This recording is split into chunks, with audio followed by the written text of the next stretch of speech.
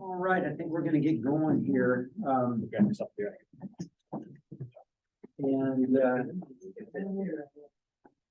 I want to thank everyone for being flexible as we got, we arrived and we were found that we didn't have the room. It's yoga. So it's tough competition, probably half of the groups over there today. So, but Jocelyn, who's the one who helped us rearrange the room, then we told what our group was and to get us in the books for next month. And she gave us her story, which is she lived for 3 months homeless here when she arrived, trying to find someplace to live. And so we'll have more of those stories and ask them to come in future meetings to talk about some of these issues and these challenges that we face. But it's, you know, every event shows you how important these meetings are, and I think they're going to just grow in importance as we continue meeting. One of the things we'll likely meet here, I think this is a better, possibly a better setup. One of the reasons we're low in numbers is we're competing also with the annual American Planning Association meeting. So Gail and I may be the only planners, and Robert that are here. I think a lot of them went over to Pendleton for today. And a lot of things going on, as everyone knows, this time of year, election time also adds. But what we wanted to concentrate on today, this is our fourth meeting. If you'll hope the agenda there. Oh, I got a clicker. All right. Oh my goodness. Yeah, and you'll notice we sprung for now, so that's the most exciting thing, and we got. Okay, so today's agenda, we're going to do introductions as usual. Then we'll have a quick review of meeting 3, what we looked at and accomplished in 3. Then we're going to get into the asset mapping, which is really the crux of this meeting, and the discussion how that works into what we're going to be doing moving forward.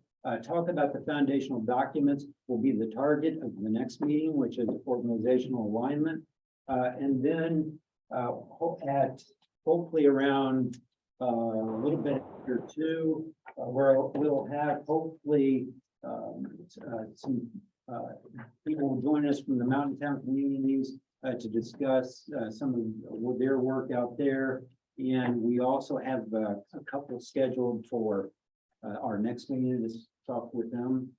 And then we'll talk about the task force timeline and how we hope to develop this. As I mentioned, this is number 4. I promised that the next one to be starting to look at. Can't understand half of what you're saying. You can't hear? Might need to speak up. Oh, okay. Yeah, so we'll see if that's, let us know, raise your hand or let Robert know working the Zoom if you're having trouble hearing us, because it might also be, we might need to close that door. Let's go ahead and introduce ourselves going around.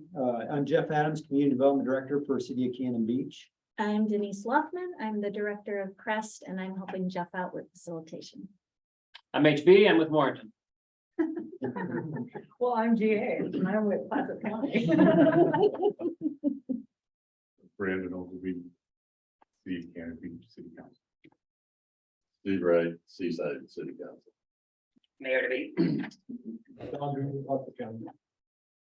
Eric Engel, John Toyota, Clatsop County. Susan Penrose, Superintendent, Seaside School District. Laura Jackson, Renovate PDX. Chet Moritz, North Coast Housing Solutions. Robert St. Clair, City of Cannon Beach. And do we have anybody? We've online? got 6 on Zoom. We've got Angelina Bryan with City of Gerhardt, Planning Assistant. Angelina, can you hear us? Yeah, I can hear you guys. Yeah. We've got Brett with DLCD. Good afternoon. Chad from the City of Gerhardt. Brent, you look like you're driving now. Okay, good. We've got Jared Yep, Jared Karnofsky, Columbia Memorial Hospital. And then Zachary Hunt. The GIS. And we've got a cell phone number.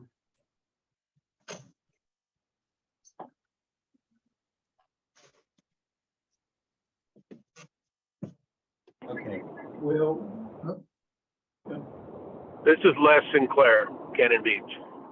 Les? All right, well, thanks. And if we have others join, we'll kind of let everyone know as we get going. So just to go over meeting 3, we were focusing on capacity building for those that weren't around for that one. One of the other things I want everyone to know is that you can always go to our meeting pages at City of Cannon Beach, and the meetings are all available there through the video link at our agendas. And so we focused on organizational and operational building capacity within the area, in housing and also in planning, and really looked at organizational housing and planning capacity, how we kind of looked at other jurisdictions and mountain town communities, other places, and showed how they have a substantial amount of people and resources dedicated to housing and planning. And then on the operational side, what are the programs and policies? We'll talk a little bit about some of those in today's, and then we'll have at least one of the mountain town communities online, and we can ask them some questions about their programs and their organizational capacity. And then I also wanted to talk about, at the last meeting, we talked about how this is aligned also in building capacity throughout the state, and what the state's trying to accomplish with their housing needs and their housing capacity work, and then how that trickles down to us at the local levels. And so Brett, our DLCD rep, is involved in a lot of this, and I'm involved in the working capacity group. We had our first joint meeting with the housing needs to go over the drafts recommendations that will then be going to the legislature, and they'll be working, I think, pretty hard on this effort. At least housing is one of the main priorities for this session. And I've had 2 or 3 calls just in the past 2 weeks from different legislators, policy analysts, and things like that, asking about the draft recommendations and some of the things that we're doing also within our group. And so it is a distinct focus for the state, and how that plays out at the local level. I showed at the last meeting, this is from San Miguel County, which is the Telluride area. And that's one of the individuals we'll have on today to talk about their work. But this is from their housing needs and showing that Sankey graph of here are the new jobs that are expected because of the growth in the area. This is the number of employees that they need. This is what will the future housing needs that they predict and where they'll go, and then how much of that in ownership and rental are expected. And so they're starting to plan for that 5, 10, 15, 20-year horizons of how do they meet these needs. And to have these conversations, I've been calling these jurisdictions and also in the state and other areas in this region. How are they dealing with it, or how are they meeting these challenges? And so spoke also with fellow that works for Ben's in their region at their housing authority, and how they've got, I think, about 1,400 affordable housing units within the Deschutes and the counties that they serve. And yet how they felt, kind of hands tied in what they're being able to accomplish until really recently, in the last few years, and some of the legislation that's been passed, allowing density bonuses and things like that for inclusionary housing. And so at the last meeting, we had Elisa Gertler, the new director for the housing authority, and she spoke. I print out, or I post the notes from each one of these meetings at our website. which is Housing Matters at the city of Cannon Beach. So if you haven't connected that website, whatever we're talking about today, that can also will be uploaded there. The meeting notes will be out probably in a couple of days. I try to get them out by the next Wednesday. And so then push that out. One of the things I wanted to ask everybody, are you getting the emails or the invitations to the follow-up and the workshop? And do you know if they're coming from the MailChimp thing, or is it coming from my just my City of Cannon Beach server? In other words, are you getting two? Yes. Okay, so you're probably getting both, and so that's a good sign. That means what I hope to do, and this is, I think this task force, we have to start looking at our organizational, what are we gonna develop into, and how's that gonna work? And so my thought, started talking with Denise and our project management kind of team, is to start working on a communications type plan for this group that we'll start also talking about at that next meeting at the organizational alignment. Because when we push this out in the future, we'll want to push it out probably through MailChimp, because then we can have, everyone else that we want as part of that mailing list. But there will be a group that we just wanted as a kind of a technical group of the three that are sitting kind of members of this task force from the jurisdictions that will also probably push out kind of certain items. So we'll have two different lists likely in the future. That's what we're going to be kind of talking about the next meeting and proposing.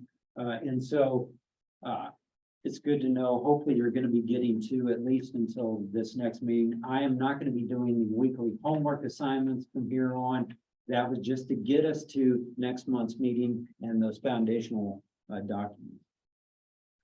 And so Alyssa at the previous meeting, summarized what she had to say. 2.5 months on the job she had been coming from Metro Portland, working in housing, getting things back on track. She talked about kind of the lack of capacity and trying to right some of the ship that had gotten adrift. And then they own and operate hundreds of very low income units. And so some, 60 and below, a lot of them even in much lower ranges, the very low income units. And talked about that as part of the housing spectrum. And I think that that's what this group is dedicated to, is to start saying, what is that spectrum and how are we going to isolate or, work on the different areas and focus on different parts of that spectrum. And that's why I think it's important to work with Alyssa on this effort and moving this forward. And then she talked about they currently have 4 people. I think I read in the newspaper this past that they had 20 not long ago. And so they're down to 4 people serving 3 counties. How do we build that capacity? I don't know if Don wants to talk about what else was in the newspaper, but maybe at some point in this we can talk about that because I think that was exciting news. Seeking to partner to broaden their efforts to provide housing expertise to the region. That's her goal moving forward. And I know she's committed to doing that. And I think would be a great asset to the region. Don, do you want to talk now or do you want to? Well, I just think, I kind of mentioned it before, but the county is going to be partnering with NOAA. That is, if the board approves it this evening. To contribute some of the ARPA dollars that we've received to NOAA's capacity. And really what our focus is on is to allow NOAA to be a central player in the development of additional affordable housing units. Obviously with the staff of 4, there's not a lot of development capacity. And so the county doesn't have any housing staff. And so it would make sense in our minds to invest in NOAA capacity. And so what we're suggesting to the board tonight is that there be a $325,000 contribution over a 3-year period to allow NOAA to add to their staff capacity. And I think with Alyssa, that investment will pay dividends. She has been involved in a lot of housing development in the metro area. But we just need more centralized capacity. And so And it's gonna take a lot of people bending the knees and lifting on this one, and so having a strong housing authority is part of that equation. So the board is gonna be considering that tonight.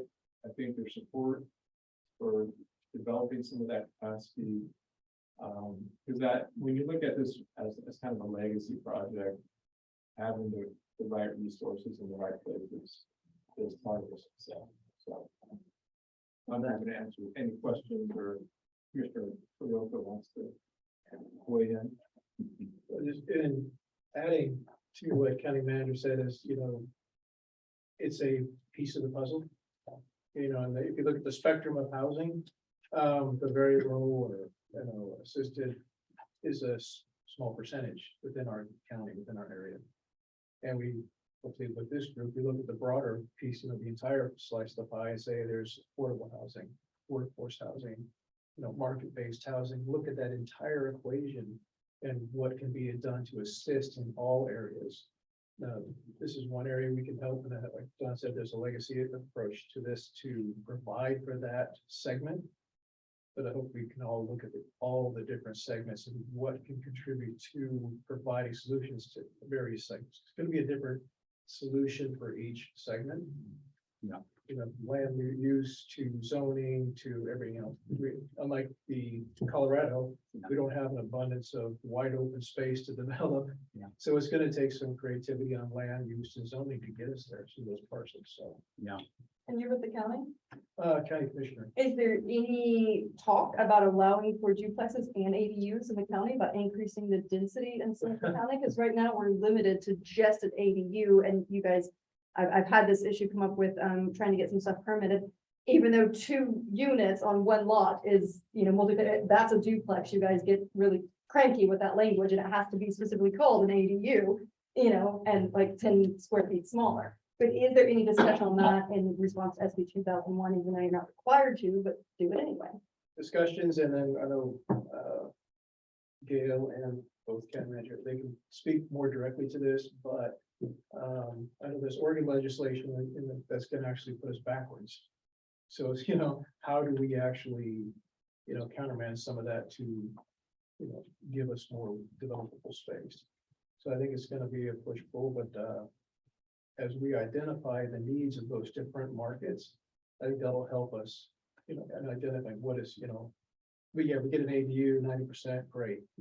But wouldn't it be better if land use wise, we could put a 4-plex for housing in that area? It'd be great. How do we achieve that? Look at our current legislation, look at how do we, work within the confines we're given, or how do we adjust to do that? Well, I mean, to be fair, you guys write the zoning code. You guys have control of it. Just for the unincorporated. Right, that's what I mean, for the county, yes. For for the the county. unincorporated. Let Gail chime in too, because I know, Yeah. I don't want to step on, No, I don't want to step up with director here. with your toes, but so when it comes to zoning, counties and cities are very different under state statute. So the cities have the responsibility under Goal 14 to provide the housing at the higher density. That is your role, county's role. We are limited by state statute on where we can put accessory dwelling units. And in 2021, the legislature passed Senate Bill 391, which is tied to Senate Bill 762, the wildfire risk mapping. That Senate Bill 391 finally gave counties the ability, if they choose, to allow ADUs on rural residential land. This is like a huge boom, because before that, we weren't allowed to do it. So we as Clatsop County staff have been working on draft amendments, but because that bill is tied to Senate Bill 762 and ODF has pulled their wildfire risk mapping, we are just in a holding pattern right now. We're still working with our drafts and taking them through planning commission for work session and the board for work session. But you have to remember that because so much of unincorporated land is septic based. It's not served by sewer, it's not served by water, it's not served by transportation systems. And because of ORS and our statewide planning system, we are limited in many ways where we can put higher density. We do currently allow ADUs in areas that are designated for development, which includes Arch Cave, Miles Crossing, Jeffers Gardens, Westport area, Napa, Swanson. But they have to be hooked up to a sanitary sewer system.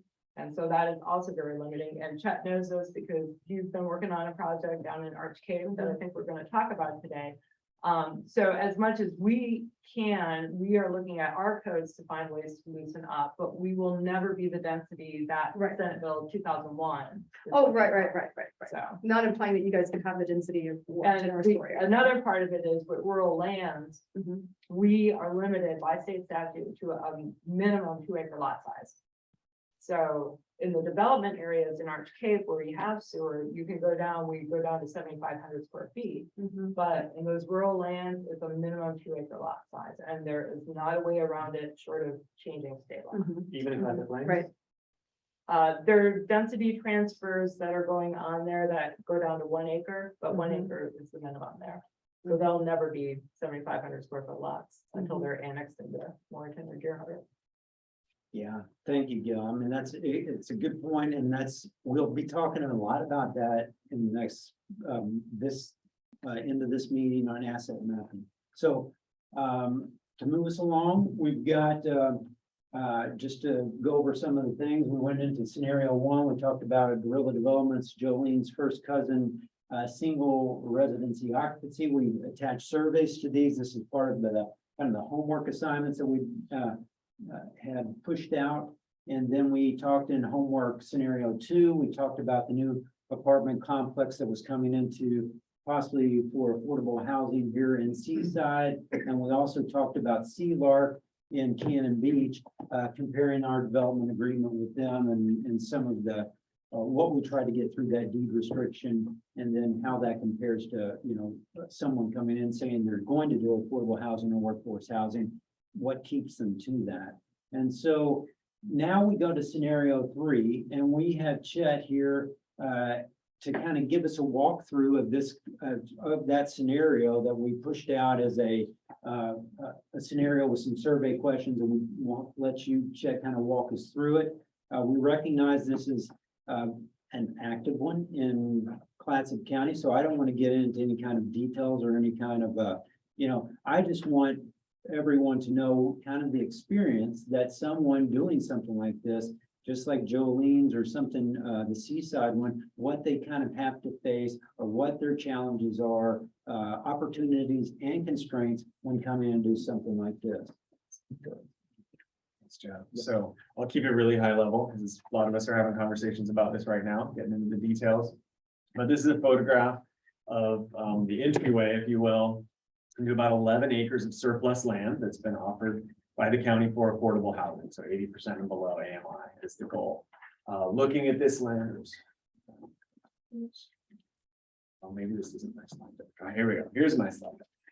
Even better. This is meant to put you in the forest bathing mood, right? And which is how you feel when you visit these lands, at least before the rain started a few days ago. And so here's an aerial view. This is Highway 101. The tunnel is right here going into Oswald West State Park. Historic north is that way. And East Shingle Mill Lane. There's access within a couple 100 feet on 3rd Avenue and Raven Hill Road, both paved. There is sewer and water. They'll check the Arch Cape Sanitary and Water District tells me there's 135 extra sewer and water hookups still within their plan. So it's not nearby, right? There's some infrastructure that would need to be run. Obviously, roads created into what is about a 70-year-old forest. So our vision is to keep that forest feel and tuck tiny little cottages, little cottage duos, studios in amongst the forest in a cottage cluster type development, which is going to require some tweaks to the ordinances, probably some tweaks to the zoning perhaps. So getting some photos of the land, we'll get you a topo here in a wetland map in a moment, but just gently upsloping on these southern 4 acres, approximately 4 acres there. This is looking back out at the entryway. Becomes much steeper as we get up here to the northern side, so that with these cottage cluster developments, we have the opportunity perhaps to cluster the units and then leave open space, which would be these areas in the north here that are much harder to develop. Wetland map showing some of the wetlands that are actively being debated at the moment. Fortunately, we're only dealing with one small wetland here on the access. If we were to come in Fire Rock Road, that's right on the easement. It's likely that we won't do that. And instead, propose either 3rd Avenue, Ravenhill, or maybe even something to the east. We will come in that way. Quite a range of elevations from about 40 feet up to over 200, but you can see here on the southern side, especially just that gradual upslope, even some fairly level plateaus that provide some nice opportunities to tuck in these little cottage clusters. And so what's the inspiration for this? Most of these photos are taken at the classic street cottages in Manzanita, so just across the border in Tillamook County. And these tucked right behind the Manzanita lumberyard there. You probably never knew it was there, but they do a nice job of these little tiny homes or cottage clusters around a central green. We would have forests probably instead of grass lawns, but that's really the idea here, is that hopefully affordable housing doesn't have to look like big industrial multiplexes, right? That it could be probably duos, small duplexes with a community feel and trying to just then tuck them in amongst the trees. So cutting as few trees as possible is our vision. Just a really simple floor plan. This will get prettier. Talking to a number of different architects about how to make it both very affordable to build, but also cute.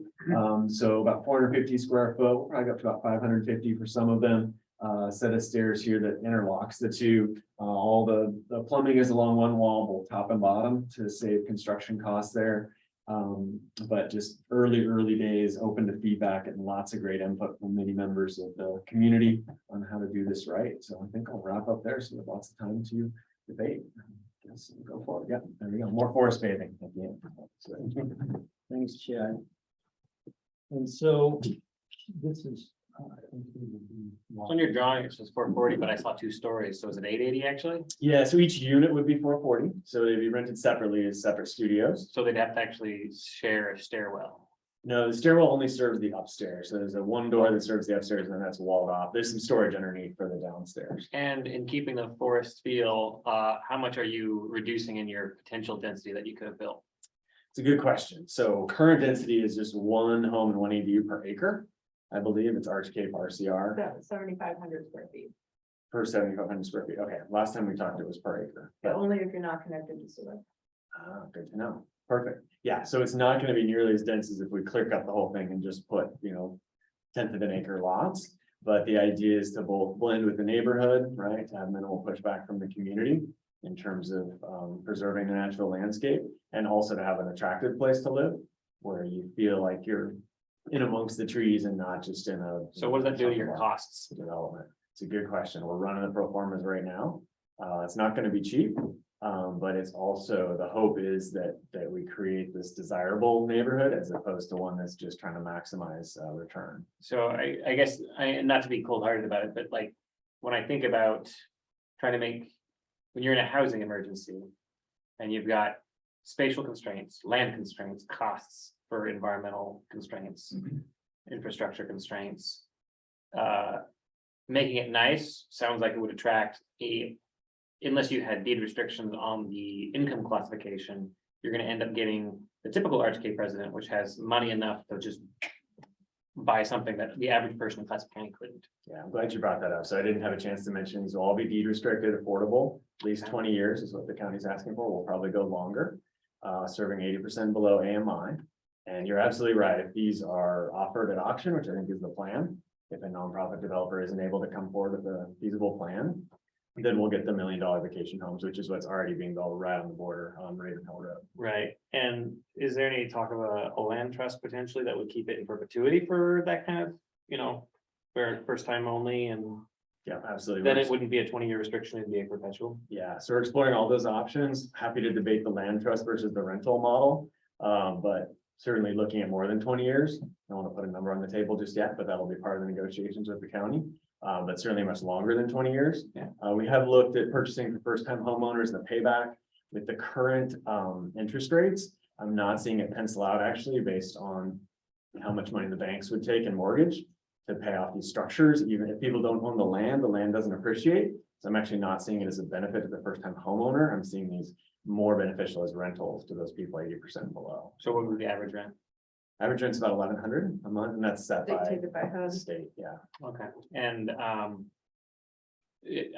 I guess just for what it's worth, I take a little bit of umbrage at the idea that you have a 20-year plan and then it would certainly go back into high-end housing aspects. I think communities across the county need to include people of all socioeconomic statuses, not just high-end communities, low-end communities. Yeah, So that's what you create in disparity when you start moving that. And I know that area would technically probably turn back into high end. I take umbrage for 20 years as well, but that's how the county offered the surplus land, and if we get a chance to discuss it, I'm certainly looking at a much longer time horizon. Well, there are a lot of organizations out there too, which their total MO is to go out and buy properties in order to preserve them and maintain them as affordable, rather than allowing them to be purchased for private market as soon as the tax subsidies, expire. So that is a model that's out there, and ideally, 18 years down the road, we can start to, get somebody like that on board. But I'm wondering from the county perspective, is there any opportunity for kind of development rights transfer in order to maintain, natural elements for the benefit of the whole community, be able to transfer those development rights onto the couple of parcels that is going to be developed? Is that any sort of opportunity there? I would want to look to it more before I say definitely yay or nay. There may be an opportunity. A portion of the land would have to be rezoned to some sort of park, open space recreation designation. But I would want to look at that more before I definitely say. Okay. no. So to move us along, great questions, but we also had a survey attached to the homework and we had a pretty good turnout. I'm so happy that everyone participated more in this. And so could this type of cluster development be developed in your jurisdiction? As you can see, a mixed bag on that, really across the board, about the same. Some can, some not sure, and then some no. How many on-site parking spaces would be required? I got to throw in a few technical questions for the planners out there. Would be required, or would they be just have to seek a variance? More than one per unit, that's the majority. One per unit, a few less, and then the not sure or less model. Would they need to provide their own septic on site? Some of the things that we just talked about. And I'm glad Gail pointed out the kind of the 2-acre limit in the county. We'll talk also about Blaine County, Idaho, or Sun Valley area, on the mountain town communities. I think there's a general notion, I think, people think, well, Colorado's just got a lot of land. No, they've got less land than we've got. They got 82% of their land in public lands. And so you're left with only 16% even in private lands. And so that includes, agricultural and all that. So they've got really small footprints in most of the mountain town communities.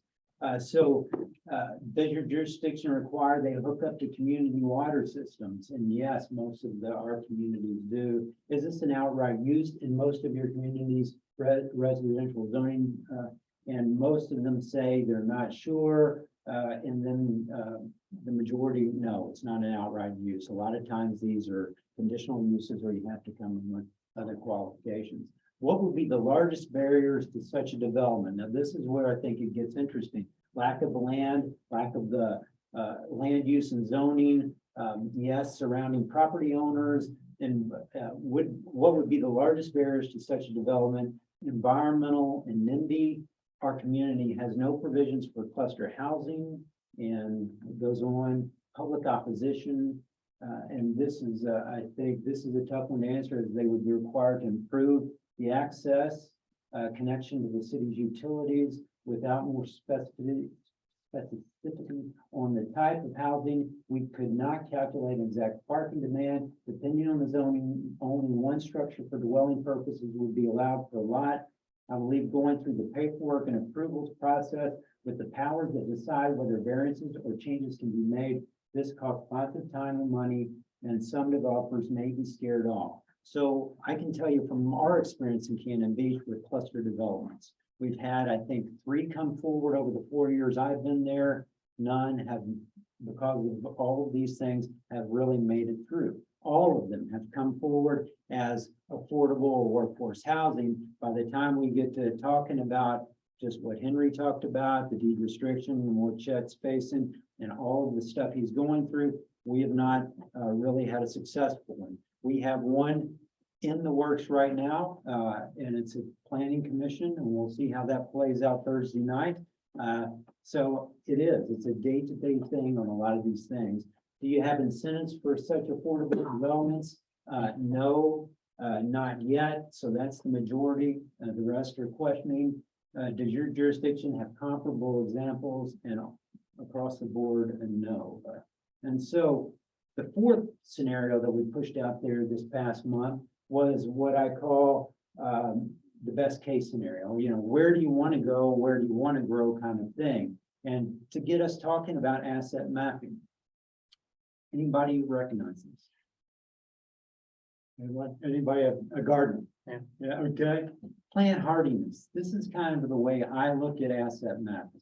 Because you're looking at two really things that you're looking at, kind of the opportunities and the constraints. And you're mapping those, where's the best place, where to grow and how to grow. And I think everyone here today is at least brought up, even just in the discussion so far, you know, Laura talked about transfer development rights. John talked about, you know, where we want to, you know, target growth and all that. So this is really kind of a similar thing because we have soils, we have climates, already constraints within where we're going to grow certain things, right? But then where's the best place? And especially with the changing dynamics of climate and everything else that we face in planning as well. The state, Gail talked about, well, we're kind of on hold with the state on certain things. We're facing that across the board and what we're going to do with the next steps in housing and development. So I think we're looking at our constraints and an asset mapping. I wanted to ask, you know, where would you grow within your community? So where are the biggest constraints to future affordable housing development in your community?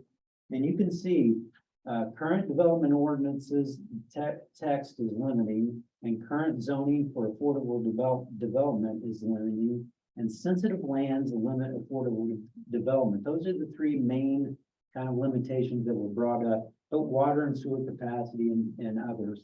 How should your community develop to best meet the affordable housing needs? And I gave kind of a range, continue to develop as planned. I'm thankful that it's 0 for that. Alter plans to allow for density in focused areas of the community. By far, the thing we talked about today, that's the general consensus. After plans to consider expansion of urban growth boundaries, another thing that we've been talking about at the state level at streamlining some of that UGB process. So where should your community develop to best meet the affordable housing needs? I think what I drew from this is pretty much everywhere. We need to grow. We need to develop housing. And every housing is needed housing at this point. What are your community's biggest assets towards affordable housing? We have partners working towards implementing programs or projects. What I think is this meeting group of this group here and all the meetings that we're going to, from Steve's meetings to TJ's down in Tillamook and all the different groups and every jurisdiction working on this right now. So what are the biggest barriers to affordable housing in your community? Lack of buildable, high-density residential land that can be developed in a cost-effective manner. Available land, rules for development in tsunami zones. Septic systems constrain density opportunities, low inventory of multifamily housing zone sites or opportunities, no provisions for ADUs or minimum densities, outdated parking requirements, no design review, and no streamlined permitting or review processes. Finding contiguous undeveloped or undeveloped sites without environmental constraints and matching it to a developer. Development outside UGBs is strictly limited by state statute. Rural residential lands are required to be a minimum of 2 acres. I think Gail just gave this exact. I did. Well done. Nothing else. Limited space. Housing must be a regional action where lower value lands can support the needs of the region. The 5 cities cannot bear the weight with a scattering of effort. I believe it's finding people that want to take on that responsibility of purchasing property without the knowledge of whether it will or will not be able to be developed and how long that process of getting approval will take. I believe a piece of property that has already been approved for high density affordable housing will be more enticing to a potential owner, developer, and a piece of property that may end up being essentially valueless if housing and higher densities will not be approved. So I want you guys to keep that in mind as we start looking at this asset mapping that we're going to be looking at here. Available lands and infrastructure, buildable land, zoning, Oregon and FEMA hazard mapping regulations. Look at the Hawaiian Islands, for example. You can't produce more buildable land. We must work with what we have. If folks can't afford to live here, then they shouldn't live here. Oh, wow. Yeah, now that last question, I mean, that last statement, I think is what we're all facing, because quite frankly, I can't afford to live here. And I think most of the workforce right now can't afford to live here. And so that's what we need to focus on moving forward. I started with the asset mapping in Cannon Beach. And this is just a first model, first step to start looking at this kind of process. I wanted to just show everyone here what we face in Cannon Beach, but looking at opportunities and constraints. And this is really starting with the constraints, okay? And the reason I want to start with constraints, if you remember our terms of use, I'm going to keep coming back to terms of use. Affordable housing and workforce housing, you know, we've seen those repeatedly, but then we get into the kind of the House bill language, and we talked about this earlier. Each unit on the property made available at 80%, the average 60%, enforceable no less than 30 years. We started talking about this county wanting 20 years for a deed restriction. Okay. Affordable may not require a zone change or conditional use for affordable housing on property that's public body, nonprofit, But this is what everyone, when we start talking about constraints mapping, this is what everyone is pointing towards, not just here, but at the state level. And, you know, where are we going to grow? And I keep, when I get the calls and talk to the legislators or the policymakers or whatever, this is what I bring up as one of our biggest concerns that I hear from you guys and others is, you know, once we get down to does not apply on lands where the local government determines that cannot be adequately served by water, sewer, stormwater, drainage, or streets. So infrastructure, slope is 25% or greater, 100 years floodplain, and then the clincher, natural disasters and hazards and other natural resources. So, and then the whole clear and objective standards around needed housing. So we'll talk a little bit about that at the last meeting, but we are facing this with everything, and all of our standards are really now need to be clear and objective. A lot of the language in most of our codes that I've ever dealt with, conditional uses and others, are very subjective, you know, encourage and well, they want it very clear and objective now, and it's case law coming out almost and from LUBA almost weekly now on findings. I'll also post this most recent one from Salem that came out 2 weeks ago. That really says, you know, about a wetlands area. You know, if you don't have clear and objective standards on the books, then you can't deny something on some kind of subjective language. You really have to have it clearly mapped and clearly defined. So let's look at the north side of Cannon Beach. This is Cola Creek is right down here. This is that northern end. So if you're coming into Cannon Beach and you take that first exit, it's everything on the right as you cross First Street Bridge pretty much. So this is that area of the north end. So this is 101. These are our steep slope lots. Everything that's whited out is our steep slopes. I did it at 20% because that's what we require as our steep slopes. It's not going to change too much if I go different than that. Did you see that last clip? So that's the floodplain. We don't have a lot of floodplain in Cannon Beach, which is probably the one city in our jurisdiction that can actually say that. I know others, this is a big thing, floodplain and wetlands, this next thing. This is wetlands. So these are our mapped wetlands, these numbers. And then we have a thing called wetland lot of record that our ordinances are are affected by, which means any lot that really touches a wetland is considered a wetland lot of record. Then they have to get a delineation and are held by that. So that's all of those taken out of theirs. The yellow is the city boundary.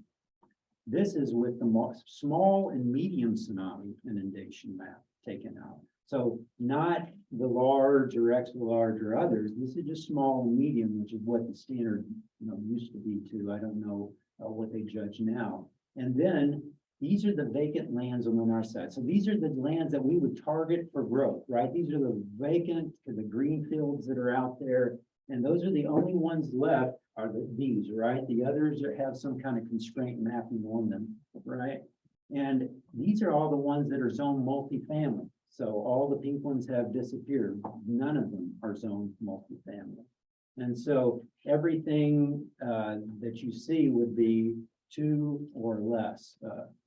And so the yellow are publicly owned lands. This is outside of our boundary and outside of our UGB. So we really have nothing on the north side for as far as just from the constraints of that.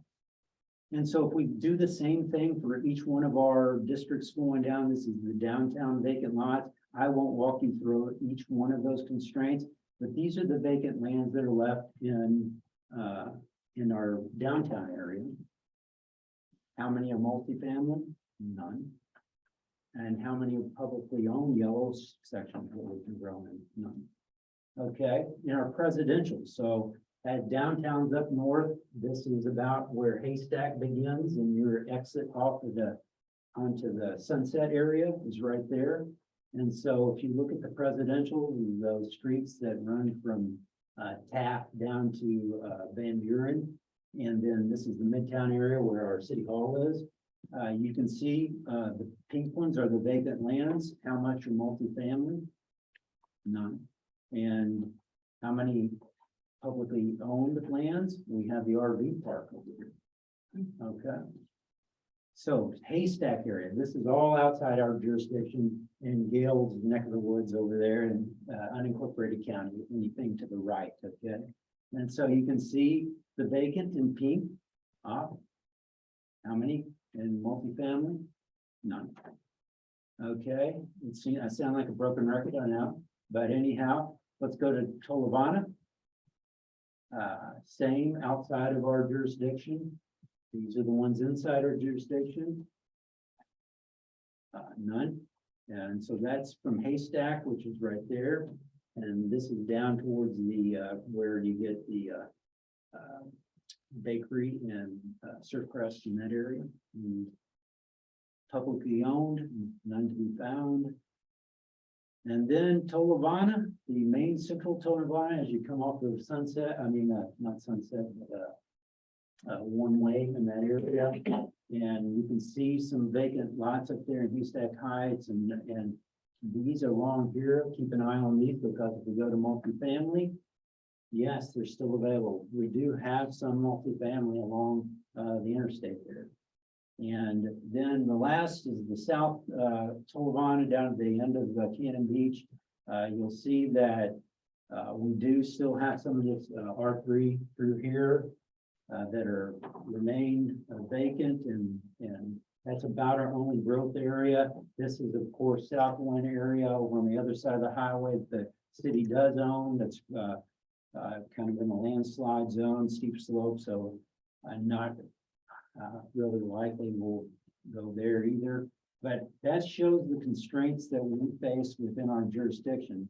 So I know that I've had others ask us, how do we grow? How do we get Cannon Beach wants to grow? Well, we really only have a dozen or so total parcels out there for building. What's to prevent you though from doing a zoning affordability bonus to say, if you want to develop affordable housing on this, then you can increase the density, especially if it's a corner lot, looking at kind of some of those bonus. So exactly. So that's what, that's what we're here to talk about. So asset mapping is to look at what you've got, what's out there in your jurisdictions.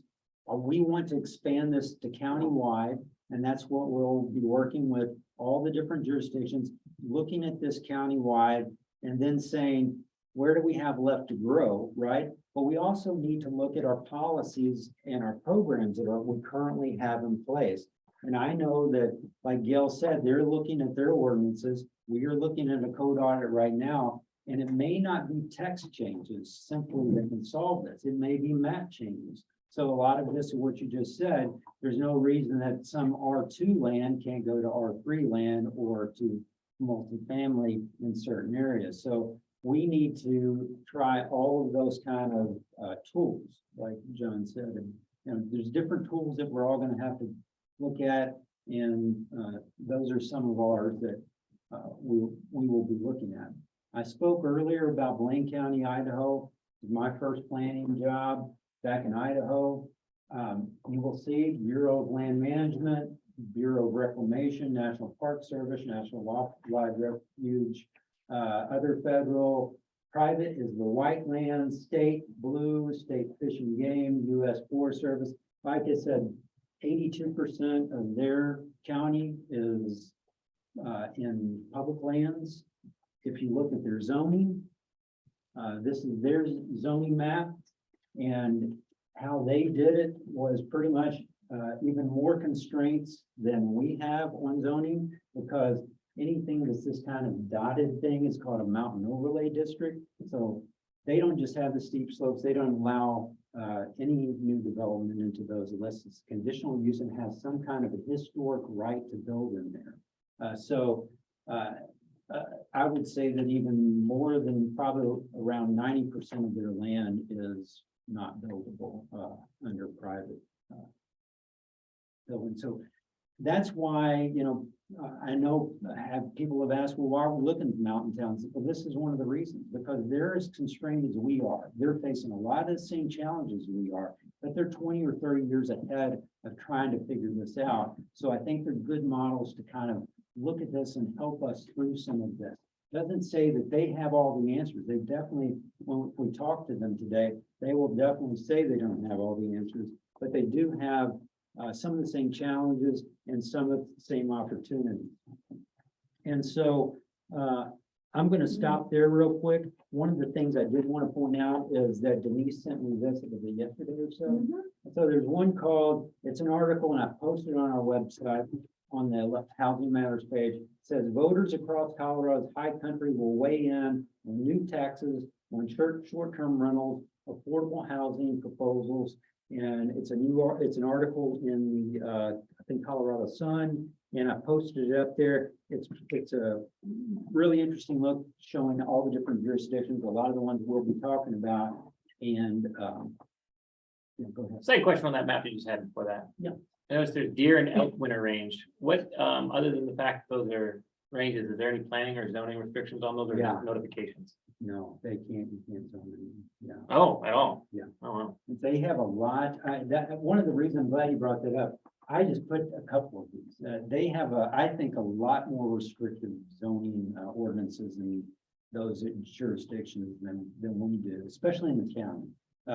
Like elk or winter range, they have these mapped areas, and really our ordinances in the county, you had to, if you're gonna do, we did have TDR program and transfer density within as well. So if you had, say, 300 acre piece, you can move them, some of that density to the other areas, or you can transfer it, which is another thing we'll be talking about in the future, transfer development rights. So this area right here is the agricultural area. I don't know if people are fly fishers, but Silver Creek, one of the great nature conservancies, easement areas down here, some just beautiful prime agricultural lands is down here. And what they do is they transfer the development rights off of some of these agricultural lands into the more dense areas and within the areas of city impact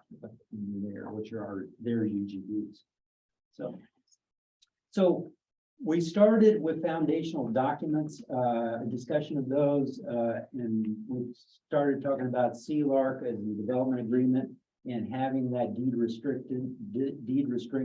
And if you remember, That was for 8 affordable units at an 80% AMI. Utilities were not included. Building permit fees and short, system development charges were waived.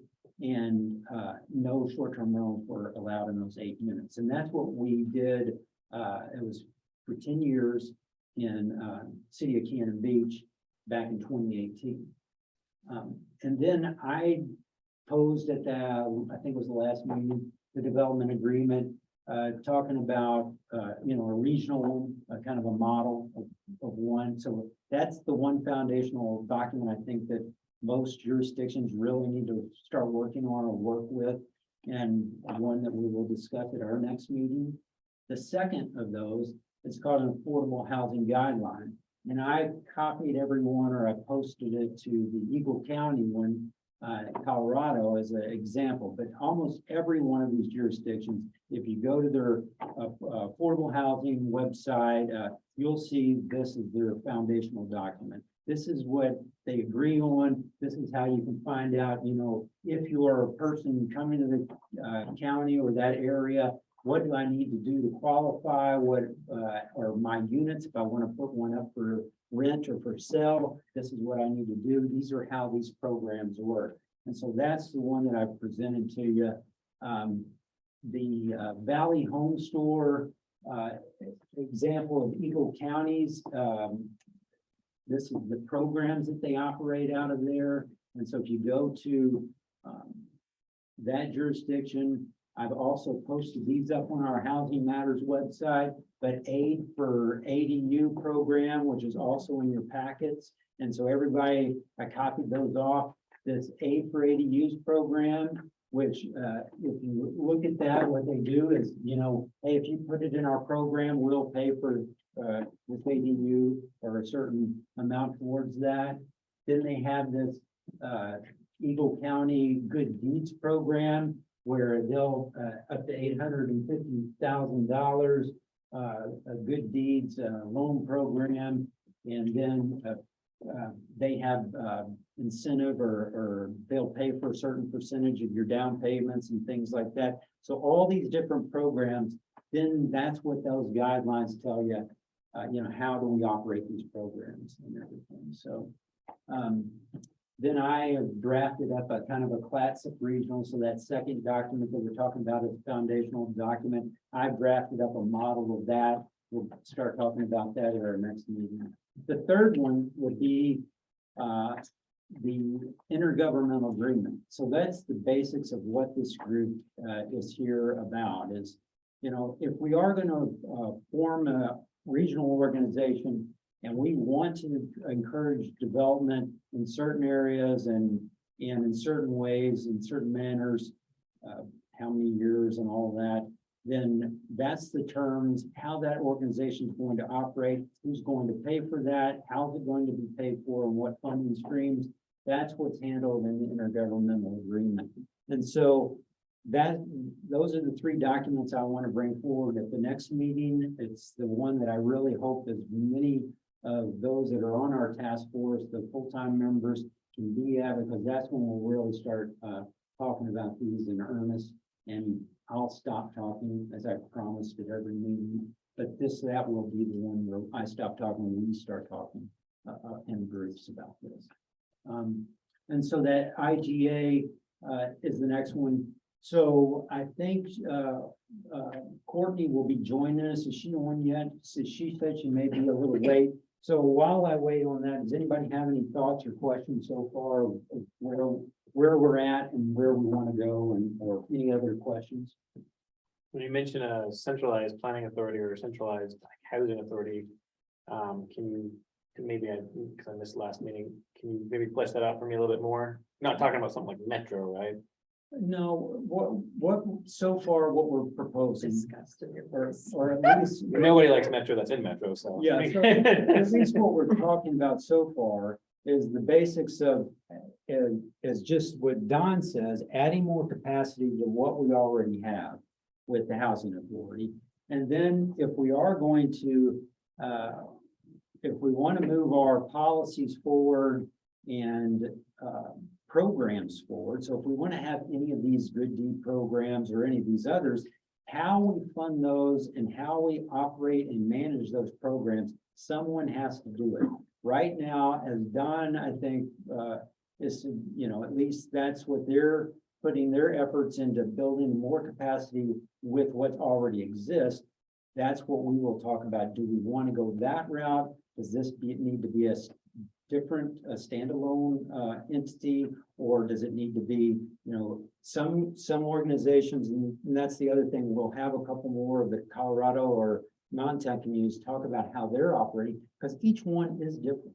And so that's the thing. Some of them is less of the centralized regional model, but each one will have some housing capacity within their organization, and they'll do their own. We try to get 10% for every 5 units, and I have a kind of a spreadsheet of some of the 12 or so communities in Colorado, and how each one, a matrix of how each one's a little different and everything like that. And we'll talk through that kind of thing. How do we want to set up this, or how do we envision, after we get done with the task force, our recommendations, each one of our jurisdictions, how do we want to move forward as a region? That's it. And I may be off on this, but I was under the impression from everyone talking about impediments towards the cottage development, this and that, or parking requirements, is that if we're doing affordable, the land use board this summer said that you cannot have mandates on affordable for minimum parkings more than 1 unit or something. So I'm curious, and I'm not need to burst myself a little bit more on that, but is that not applied to us in affordable housing here? So we can't put more parking mandates on than the state board says can be applied to affordable developments? No, that's part of it. So if we end up going down that route, just like you said, a lot of the things Gail mentioned, and I think John mentioned as well, there's a lot of still policies and tools that are in place in most of our jurisdictions, I know in Cannon Beach, that we will have to adapt to if we want to go this route. And so when I gave that matrix and that it lives out on our Housing Matters and where we are on each one of our jurisdictions, Clatsop County housing strategies program, how many of these policies have we moved forward in our jurisdictions?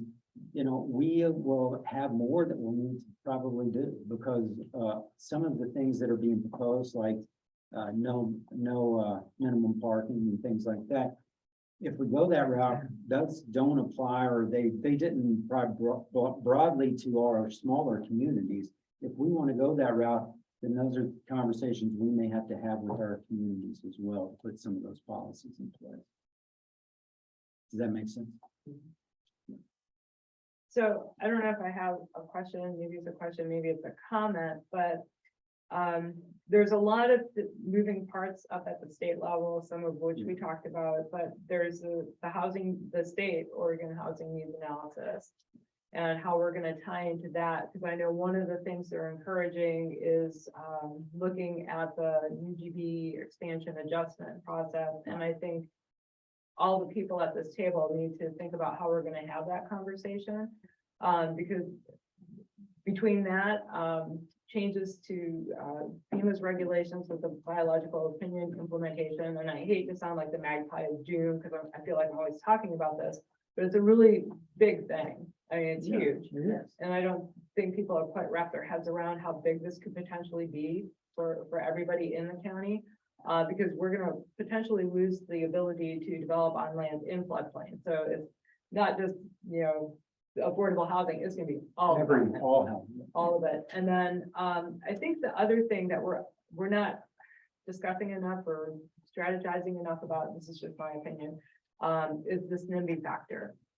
And we can make all the changes to our code that we want and, work to adjust all our UGBs, but we still have that NIMBY factor. And I think we need to really think about how we're going to approach that as we move forward with all these plans.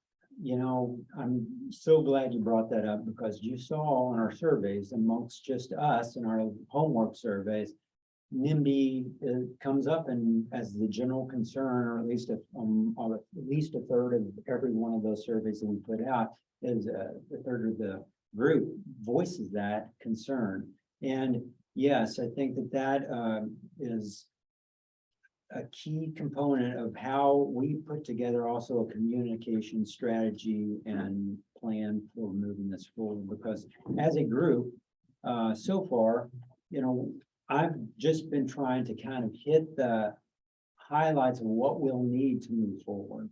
At the next meeting, I hope to start saying, well, we know what we kind of have to do, but what are those other areas of concerns that will move this forward? And like you said, the state right now, I sit on that working capacity group. I know what they've recommended for the UGB streamlining approach. They've even brought up a small UGB kind of pilot type of where you could do smaller UGB adjustments if you meet these certain objectives, because it keeps getting back to those clear and objective standards. And so I think we're going to see a ton happening over this legislative session. And so, yeah, I think we're going to continue to be kind of in a limbo, or we're gonna have to make our own gains. And that's why when Laura talked about, the affordable housing restrictions and all of that, or how we use those terms, affordable and workforce, I think a lot of those are going to be on the table. And I know the sensitive lands is on the table. So how we, I might ask you, Gail, to kind of give at the next one, at least kind of your synopsis about because once, I think I have it for January, the mapping group discussion. That's what I want to talk about. This was the first kind of look at the constraints and the opportunities for my jurisdiction alone. But as we try to get our hands around the full picture countywide, I think more will come clear. And one of the reasons I brought up Blaine County was that transfer development right program was built along to try to appease some of the NIMBYism. And that's how we kind of dealt with it. And a lot of these mountain town communities deal with it, is that in our urban growth extensions, or wherever we're thinking of where we're going to grow, those kind of things are great places to put that kind of receiving density bonuses in these kind of areas where we plan for future new growth. Because like you said, there's not as many NIMBYs that can tie that up. And if we come up with a regional approach of where we want density to grow, and can put the density in these places and get agreed upon consensus around the group, that helps kind of get those in place. But you have to have those policies as well. You have to have a transfer development right system built for the various communities, the public benefits kind of projects, plan unit developments, which were another policies we need to talk about. Those kind of things where those density bonuses, those things that we're going to use as incentives really do pay off for those developers to come in and do that. But we get some affordable housing out of it and in the right places. Maybe I'm wrong, but aren't we supposed to already be thinking about this in our comprehensive plans by SB 100 back in the 70s? Like, we're supposed to already be planning where we want the density to happen, how we're going to enable that, what policies are in place. Do our comprehensive plans from Cannon Beach and Warrenton and Astoria actually do that? I have yet to be able to find one. Yes? We just did our housing needs assessment in our housing comp plan update. But the way that the state reviews things like wetlands, encumbered land and all that, and how that mapping went out in, I think, 96 when it originally started, doesn't exactly account for usable lands that will actually occur. So you show up on site and you're like, that's a well. I mean, it may not be mapped that way, but that is what's wetland. So Yeah. I think as much as the theoretical of comp plans and our great land use goals that are failing us are supposed to do that, I don't think that when the rubber meets the road, that it's really working in execution. Okay. It's kind of like ODOT traffic standards and transportation systems plans.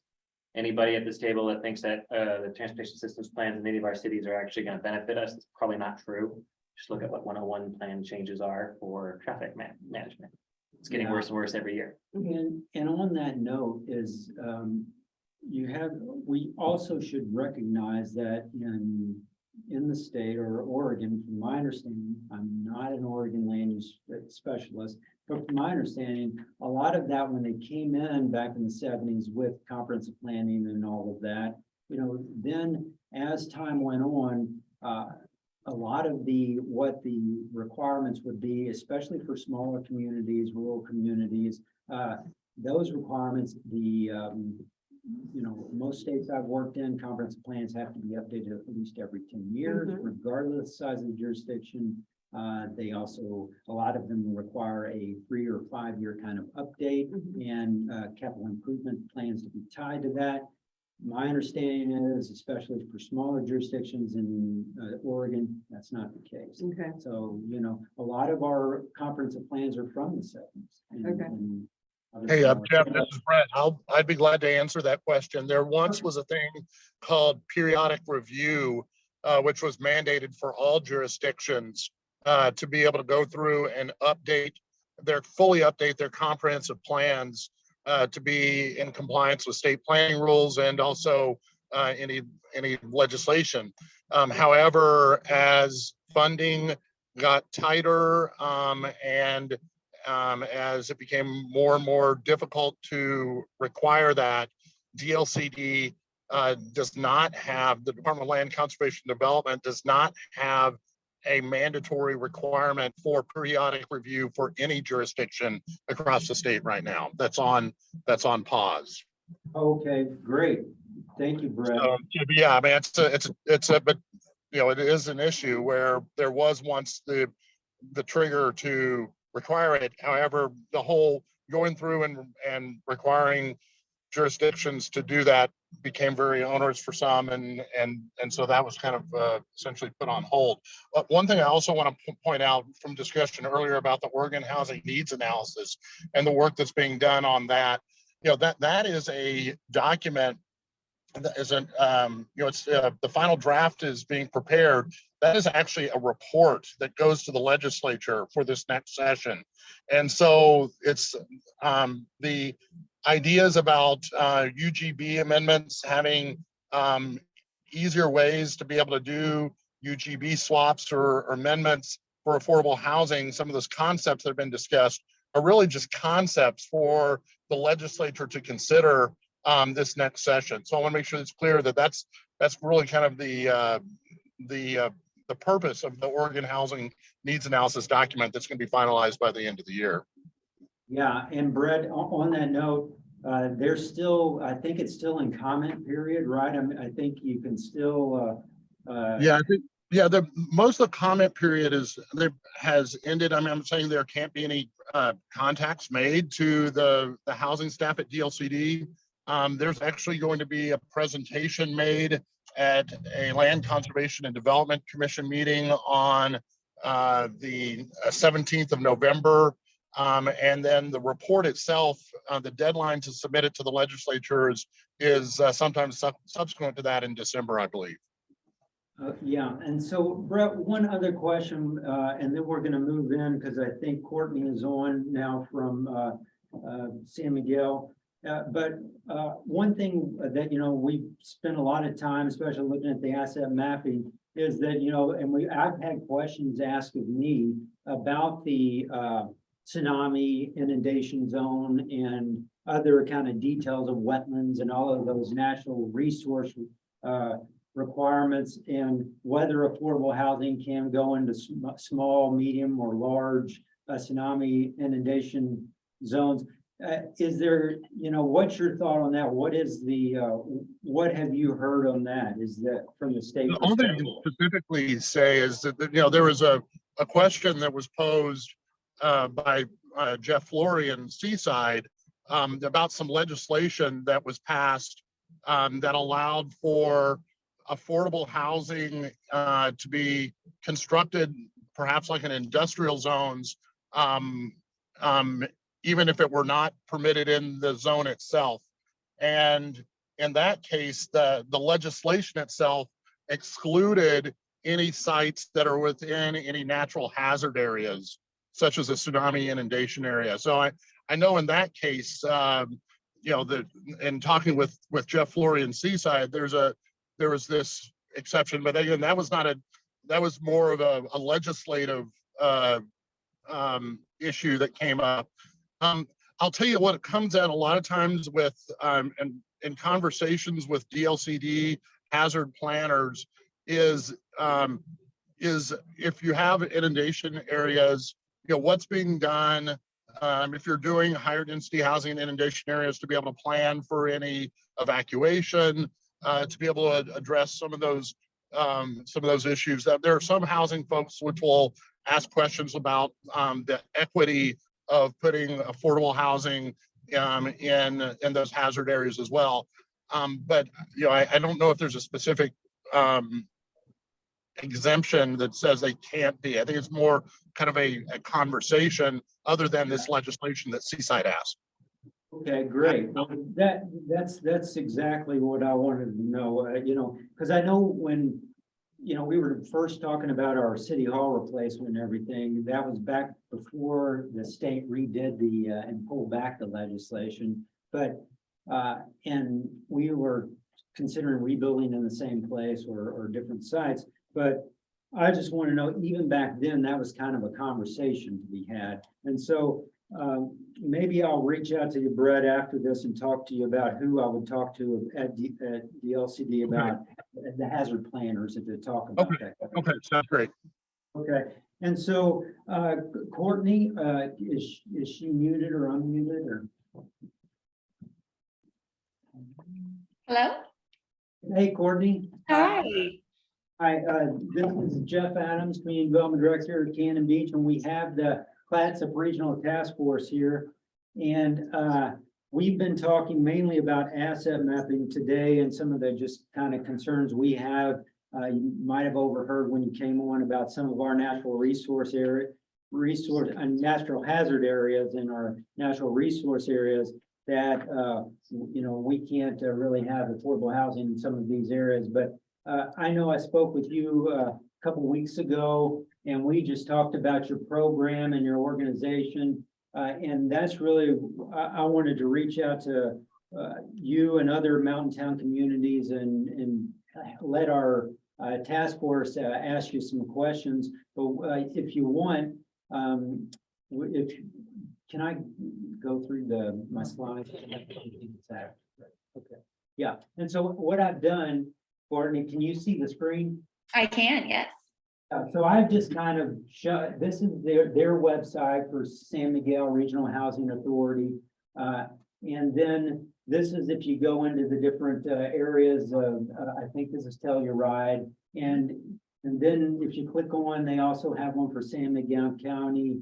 And you can see kind of the different programs. And then this is their voucher program, I believe, the voucher program. So these are some of the programs that they operate. And so if you'd like to just kind of give us an overview of your organization and, and your role there, and then how, kind of what we talked about, and then we can let them, our task force ask you some questions. Yeah, of course. Again, my name is Courtney. I'm the manager for the San Miguel Regional Housing Authority.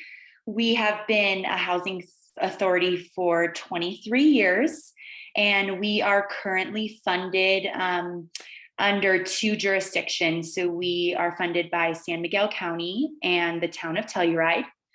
We previously administered the deed restriction for also the town of Mountain Village, and they have since left our organization and are overseeing their own deed restricted program.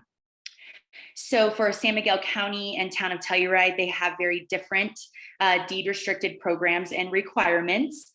However, we do oversee both their programs. And so what that looks like for those jurisdictions, so we help qualify people to either own and purchase deed restricted properties, and then in some cases rent deed restricted properties. So we help the education piece, helping people understand what it takes to become qualified and what it takes to be a deed restricted owner in the respective jurisdictions. And then for renters, it's the same thing, kind of just understanding what those qualifications are, having them go through the application process, and then either approving or denying them. So we have the education piece and then the administrative piece as well. We also help with housing lotteries. So we, if there's a new project, our most recent one was in the town of Norwood, and that was 24 new constructed units. And so we held a housing lottery for San Miguel County, and very similarly, people could apply during a certain time frame, and we qualified those people to purchase and also place them in those homes. So that's how we help administer lottery programs as well. And then, of course, we are a big part of the conversations with the municipalities. So we will be a part of the Board of Commissioners meeting, the town council meetings, to just be aware of kind of affordable housing or de-restricted units that are on the horizon. So we are able to educate the public. We also educate different community members and organizations. So we have a close relationship with, our local real estate brokers who are selling these units, things like that. So we also have that education piece with larger organizations. And the housing voucher program. Yes. So we have a pretty small voucher for Section 8 program, formerly Section 8. We currently have 35 Section 8 vouchers, but we do administer that program for the county. And just an overview, we have 500 deed restricted properties that we operate and administer their deed restrictions. And that's in both. Is that That's a both? combined, yes, that's combined. So I think it's like 265 in San Miguel County and 235 in town of Telluride. So that's our combined, the entire program. And how many did the mountain one have, the mountain Oh, village? that's a good question. Probably right around the same amount, maybe 200. Yeah. And Mountain Village, one of the reasons they decided to kind of pull out of the program is they have a very, I don't want to say flexible deed restriction, but they don't require as much for their deed restriction. And so it really made more sense for them to kind of handle that in-house. What's the wait list for your housing voucher program right now? We did just clean it up. So I think we're only at about 10. Wow. We have open vouchers, so people can, currently we have open vouchers. And so, Just to kind of piggyback, we are seeing a lot of people leave our jurisdiction because they're finding it hard to be a part of the Section 8 program. Obviously, in a mountain community, our prices are pretty astronomical, so we're finding it difficult for landlords to participate in that program. And so we are seeing people kind of move out in the surrounding areas of Montrose, Grand Junction, Colorado. So that's why we're seeing kind of lower numbers, because people are transferring to other states or other areas within Colorado. And so Courtney, what's your board look like? What's the makeup of your board? Yeah, so our board, we have a Board of County Commissioner member. So he's the San Miguel County Board of County Commissioners. We have the San Miguel County Manager. We have the Town of Telluride Town Manager, a town council member from town of Telluride, and then a member at large who was elected to the position. Okay, and that. So five board members. That's any citizen that's an elected position? Correct. Yes, and that's new to us. We haven't had that position. I think it's within the last year. Okay, and then Courtney, how are you guys funded? We are funded evenly by San Miguel County and town of Telluride. And I will say that we do get their funding twice a year. However, there's also a fee program. And so it just depends on the jurisdiction. So San Miguel County collects more fees than the town of Telluride. So oftentimes San Miguel County is recouping their funding through those fees. So we cut a check back to San Miguel County for the fees that incur either through applications, through purchases, exception processes. So they're oftentimes recouping that money. Town of Telluride has a less fees in their program. And so they're just funding out of their budget. Yeah. Why do you focus on home ownership above rentals? So we do have a pretty robust rental program. However, we do not administer that program. So Town of Telluride has a Telluride Housing Department, and they oversee and they act as a property manager for all of those units that they constructed. We are in the same office, so it can be confusing to people. However, I do think of our program, the Housing Authority program, as an ownership program, because of course the deed restriction is tied to ownership. However, in some cases, owners can rent, out a room. If they leave, they have a leave of absence, they can request a leave of absence for a certain amount of time and rent their entire unit. So there are cases where we're working with rental applications, but the Town of Telluride does have their own rental department. And those are not included in those 500 units. I don't know how many they have, but we have quite a bit of rental units as well. Yeah, and so the stock, Courtney, your new units, like the ones that just came up for the lottery, how do you guys get that? Is that through a mitigation program, or is it through inclusionary housing, that's done by the jurisdiction? Yeah, so currently we're working, the Norwood project was a kind of a joint effort with San Miguel County. They donated the land and then they worked with kind of a new jurisdiction. We have what's called the Telluride Foundation here, and they have created their own sort of housing subdivision called Rural Homes. And I know I shared that link with you, Jeff.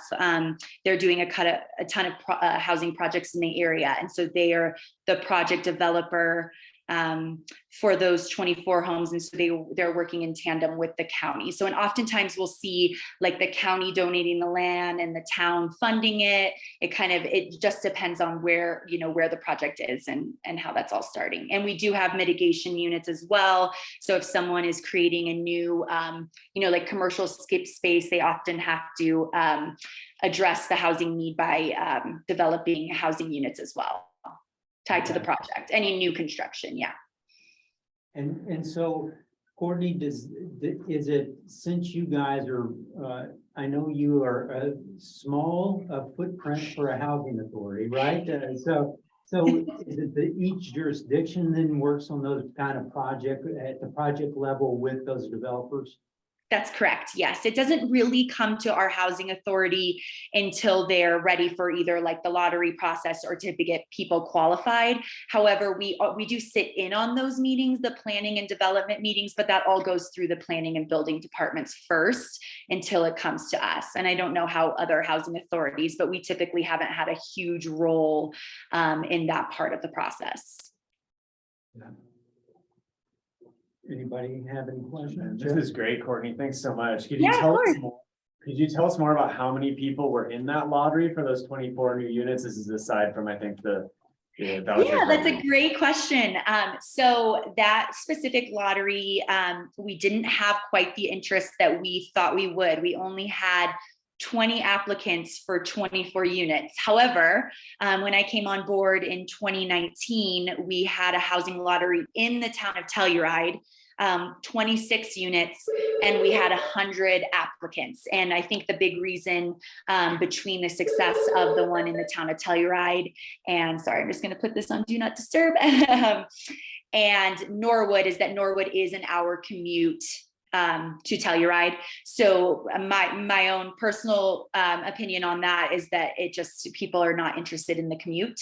And so we saw a lot more interest when the construction was in town. And Norwood is a pretty rural part of our county. And so, most of the workforce is working in the town of Telluride or the town of Mountain Village in our mountain community.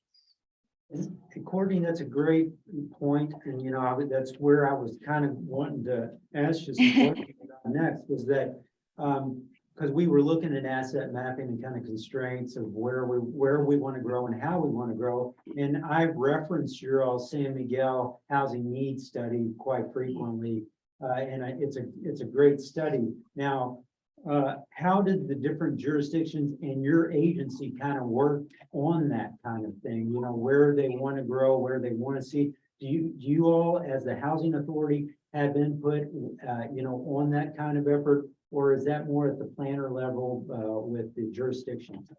Yeah, more at the planner level. I know that it's, the space is becoming more and more sparse for us because we do have the valley floor, which, we're not allowed to build on, which is a huge part of our land here in Telluride. And so there only are a couple lots left.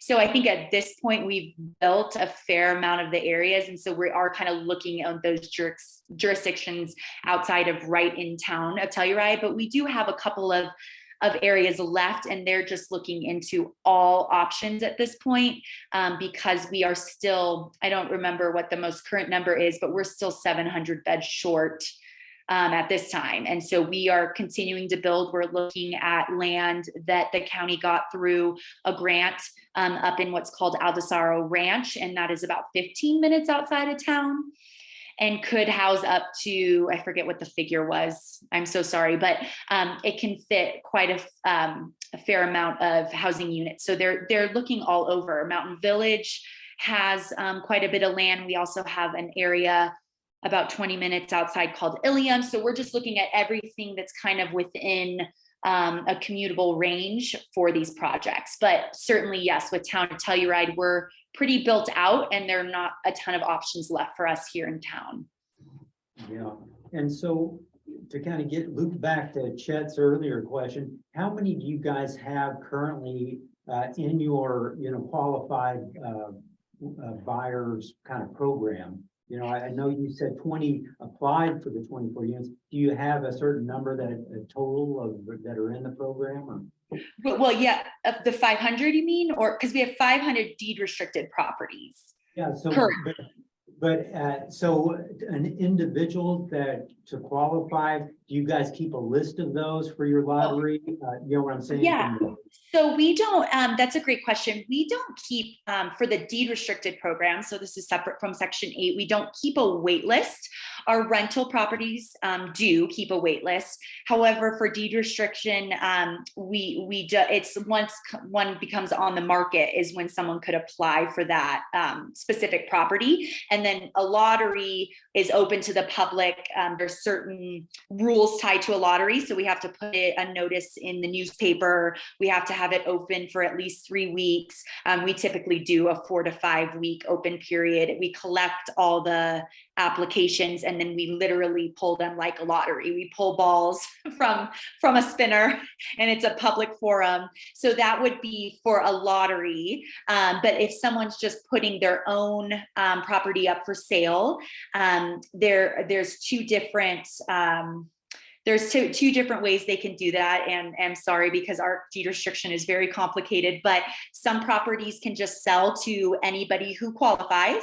And then some properties, if they were purchased after 2018, must open to a lottery. So sometimes we have lotteries that's just for one specific property, and we would handle that the exact same way. We would open it up to the public for a specific period of time, and then pull all the applications in order and offer the property to any qualified, like in the order that we drew them.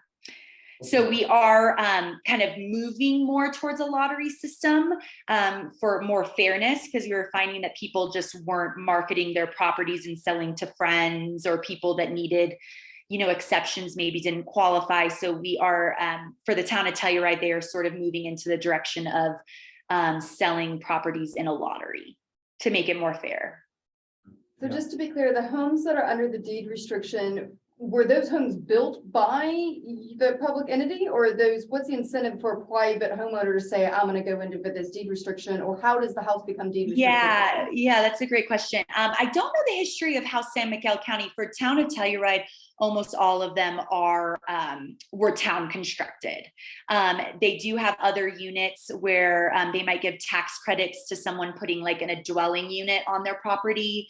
And then obviously that we have the mitigation program. So it's just a requirement for new builds to have deed restricted properties. Yeah, and I think, what I've seen, Telluride did get, there's through their inclusionary housing, they do get some units through that mechanism as well. Mm-hmm. Yep. Yeah. Anybody else have any questions? Yeah, Brandon? Yes, could you just let us know what the population is of the Yeah. Great. So I believe town is about 2,000. Our entire county is only 8,000. Wow. We have a very small county. For low population, I assume your housing shortage is because it's a tourist driven industry. Yeah, for employee housing. Because a lot of our properties are like second homeowners. Yeah, and it's interesting. I don't know, I should have shown a map of San Miguel and Telluride. I don't know if most people know where that is, but it is, it's almost equidistance between Salt Lake and Denver, really, as your big metro areas. It's out there. If you know where the Four Corners area is, you're not far from Moab and that area.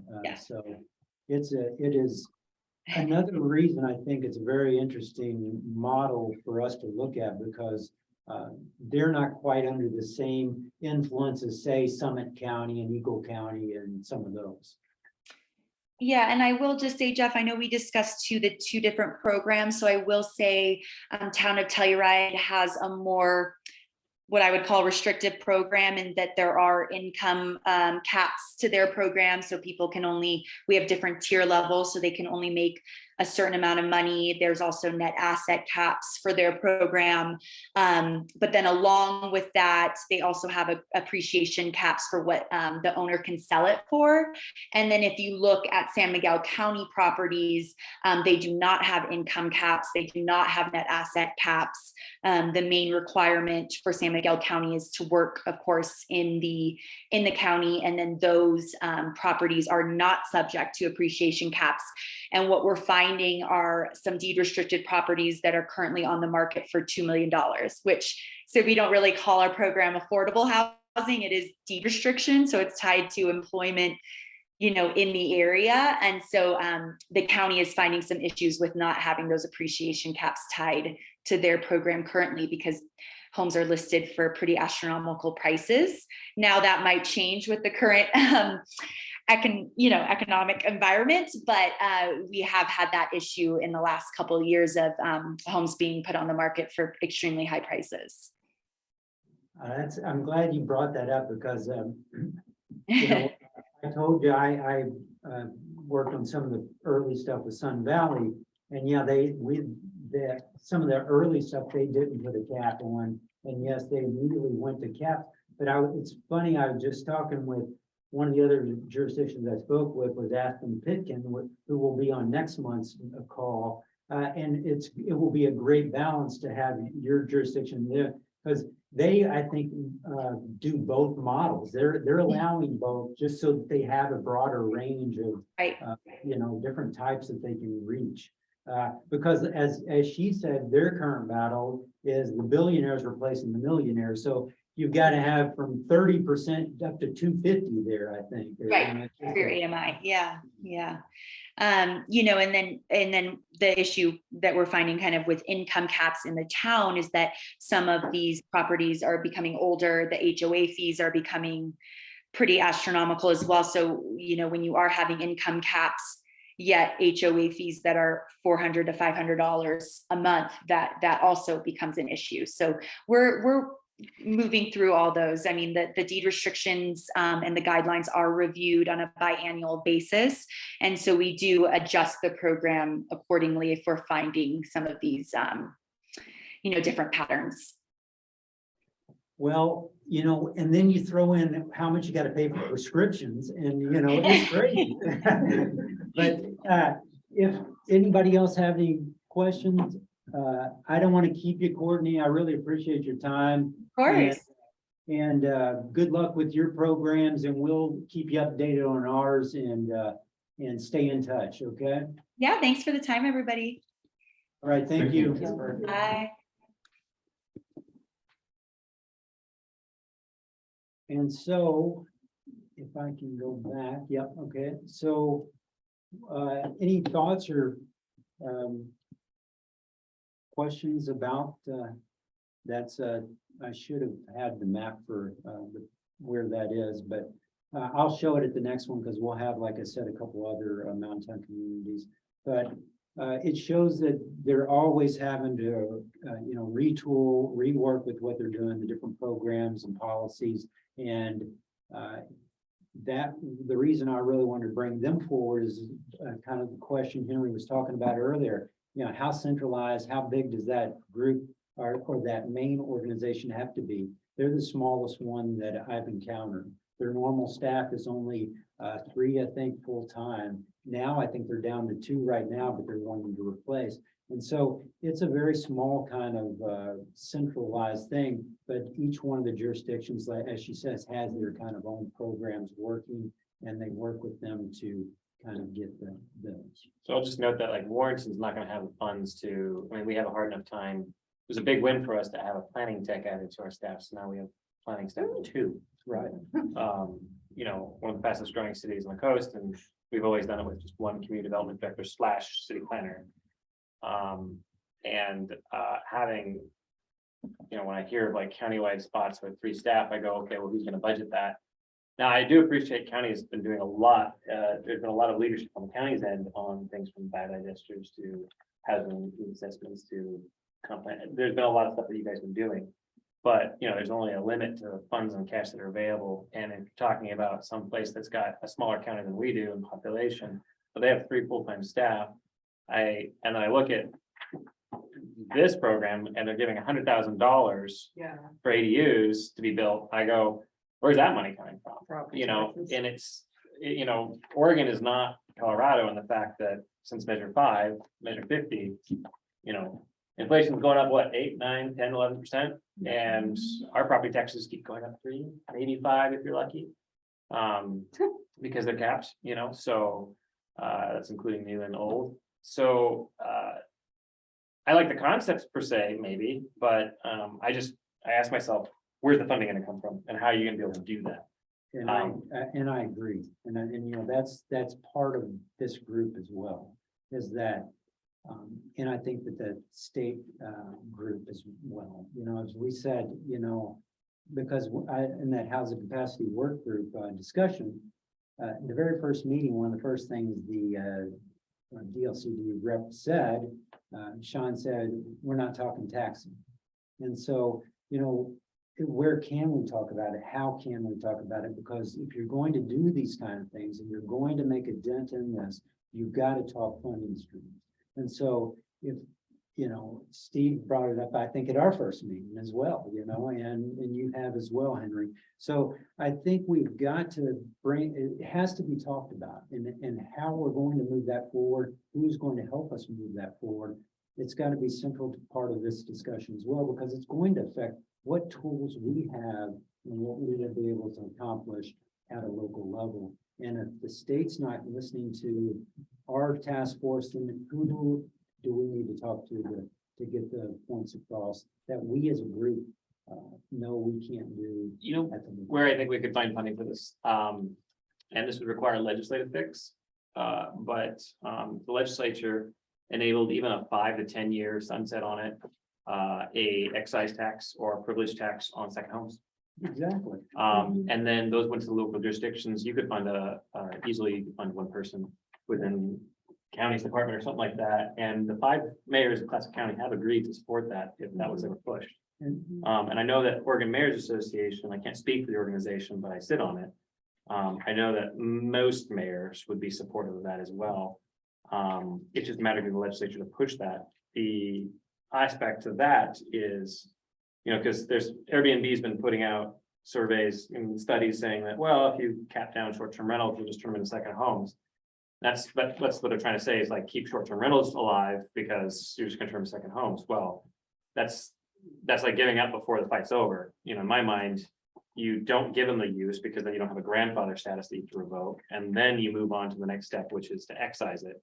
Like I said, sunset clause would give it so that's at least somewhat palatable to more powerful interests. But the truth of the matter is, in the housing crisis, we're not going to get it done with local budgets. And in Oregon, the tax and fee structure is such constitutionally under the case law that if you don't have a specific service being provided under that fee, it's considered a tax and then gets invalidated. So, we've got some inherent institutional problems with our revenue funding models. If you throw it all in developers like they do in like Tigard, where the SDCs are $55,000 per housing unit, or Bend, where it's 21,000. You're just adding to your cost right up there. So I think if the jurisdictions want to support something like that and start shopping around for legislators to support that, now would be the time to do it before else. I think legislative concept might have already been due, but you can always get a gut and stuff bill to throw in. I'm curious though, why we don't in Clatsop County have system development charges. We do. Or we do? In Warrenton Oh, you do in Warrenton, okay. Not I in- do. and in Seaside. Okay, I don't think Astoria doesn't. does either. In Okay, this good. Earhart, I don't- Right, okay, so You do. good on Warrenton for doing that, but that is an opportunity where you can waive that for affordable housing, or you can incentivize. But here, let me push back on that, because, okay, I've got constitutionally mandated property tax revenues that cap how much my revenues are, right? Mhm. So if I cut my throat to help a developer make some extra cash on affordable housing, as good as that may be, I'm now forfeiting being able to fund my planning staff to be able to provide a 5, 10, 20, 30, whatever. What we have as an advantage is low tax rate to start with. Mhm. So, at $1.67 per $1,000 assessed value, Warrenton is pretty darn cheap compared to Astoria, which is $8.17. Yeah, so I pay more property taxes than my friends in Portland do. Yeah, But I know like the Portland model where you will waive the SDC fees for an ADU if you promise that it's going to be a long-term rental and not a short-term rental. but how do you enforce that? Yeah, So that's the biggest problem with Oregon. We absolutely love agree to with you on sit there that. and legislate. We love to put rules. We love to give things. People cheat the system on over and over and over again. 100%. So if you don't have enforcement resources to back your claims of, and take people in faith, I can tell you they will not abide by it. And I think affordable is more easy to push, and that is a legal abiding. You have to, if you're taking those. but here's where we balk at affordable housing requirements, is that if it's some sort of big legal affordable housing program that we would get into, we're not going to waive parking requirements because there's not sufficient public transportation or sidewalk infrastructure to get people to the jobs they need. And 60% of people that live in Warrenton don't work in Warrenton. So until that public transit system, which we're too spread out to really have an affordable public transit system that will work, you're going to need at least 2 per unit. Now it's changed a little bit over the years where it's not like you don't have to worry not as many kids are driving. So there's like, the four cars in the house is less common, but most households are both working because rents in Warrenton are about $14.50 a month right now. And those are considered the affordable.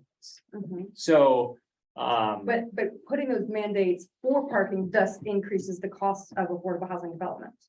Whereas being able to rely on street parking, or I say we only having one, be looking at all the little nuts and bolts here, which are driving up the development. so if you get rid of the off-street parking requirements, then we just throw it into a wider road for on-street parking.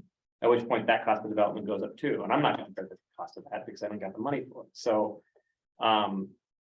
the other thing too is I've seen a lot of development going for quite a bit more than what they're paying to build it. So I can't say they're not losing money. They're not losing money in their developments, so to speak. Right, developers aren't in the process of losing money. Never have been. Nope. They go out of business if they did. So, and right now the market's very favorable to them. So, No. lumber prices aren't what they used to be. You know what I mean? Like a year ago. But our town is not willing to give up the aspect of, we're not going to create, no offense to you, Steve, but like, this is a community center, right? But there's no sidewalks that get you safely to this area. People park everywhere in people's yards, side of the road. Is that considered a really livable situation? I would argue it's not. That is what I would like to prevent happening in my community. And that's what our city has put. Now, I think our city road width standards are onerous and probably over and above, and I propose to reduce the 36-foot wide road standard Anything to over a 10 foot wide 28. travel lane. increases the But chance of pedestrian deaths and. the local sovereignty aspect is also important too, because, most people drive SUVs and trucks in Warrenton, right? There's not a lot of geometros anymore, So, you have to also keep in mind what's your constituency, right? So, that's where I get a little woozy about like metro planning type style things where you have this planning group that strips your sovereignty and dictates things in a one trick pony. But what I will say is I think we're very much dedicated to and excited about doing some, taking ideas from this and implementing them as part of a countywide standardization of certain code aspects where we can. But Gail's also right. We were in the lawsuit against the FEMA buy-off and they just dismissed it for, lack of standing because it hasn't occurred yet. But it'll turn our town into a nature preserve like that. Most of my town is not, what, 95%? Yeah. Denise? You only have Is wetlands. 100-year floodplain. Yeah, yeah.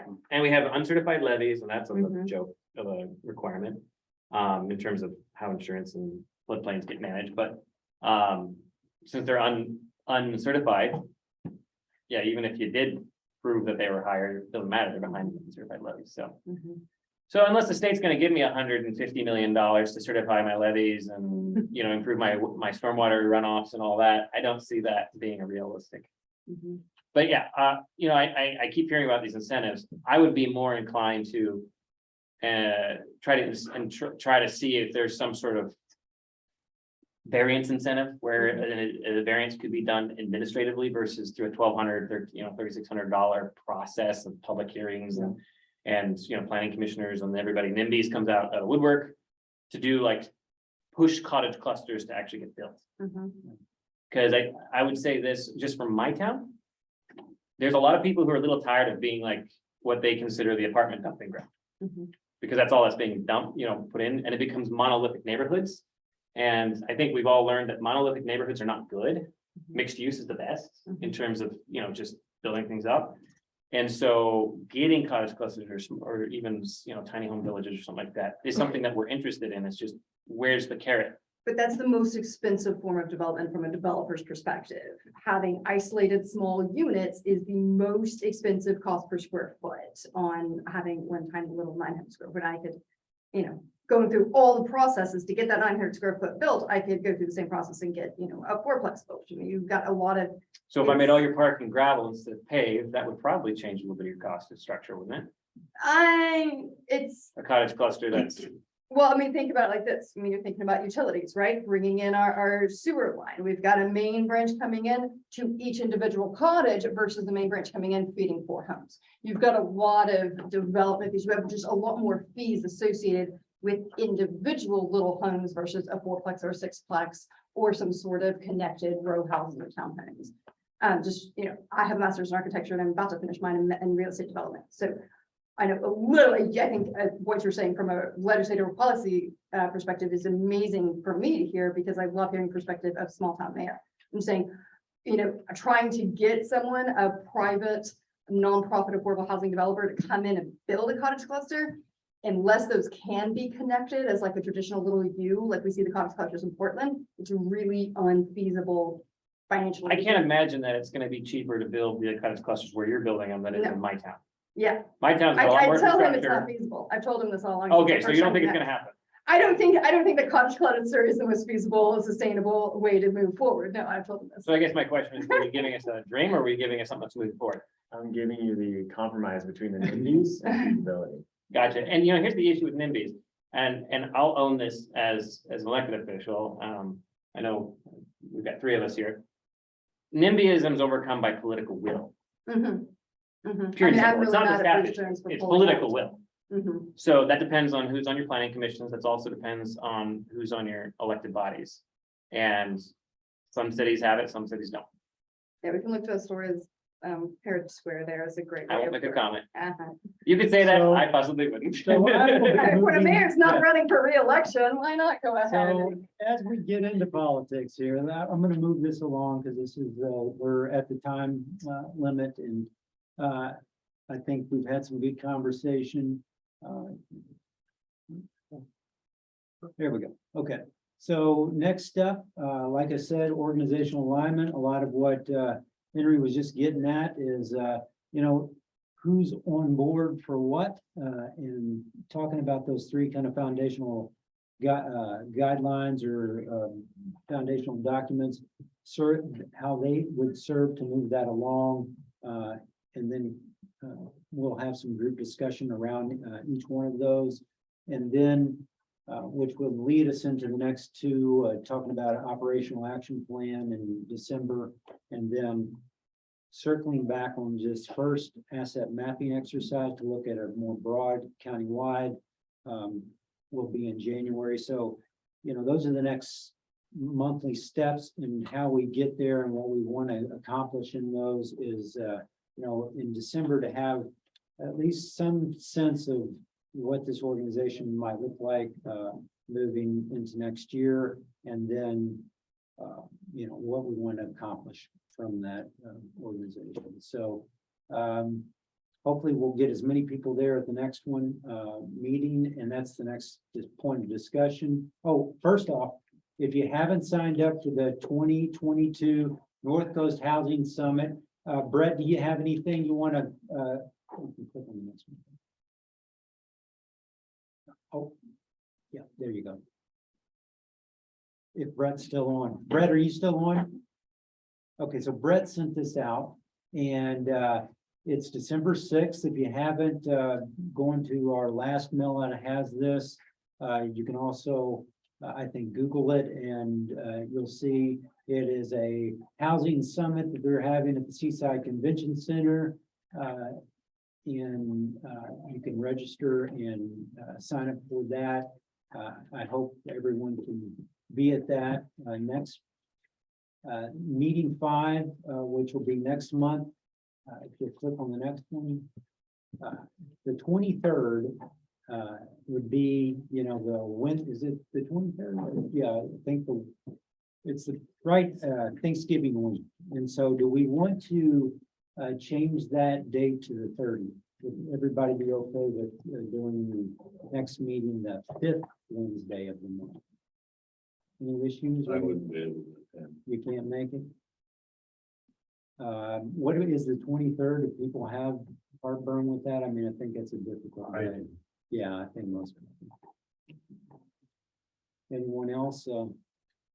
Well, I might put a doodle poll out to everyone, and then we can just see what we have the most numbers. It may make, not to interrupt your flow here, but it may make more sense to reconvene after the holidays, because you've got, this is a rural area, there's hunting season that's going on during that kind of period of time. And there's also, you got Thanksgiving, and then you've got, holiday vacations. That will be a third choice. I think that it's would a give great us the choice. most opportunity to do more of a homework for asset mapping as our communities, give us a little bit of breather, Yeah.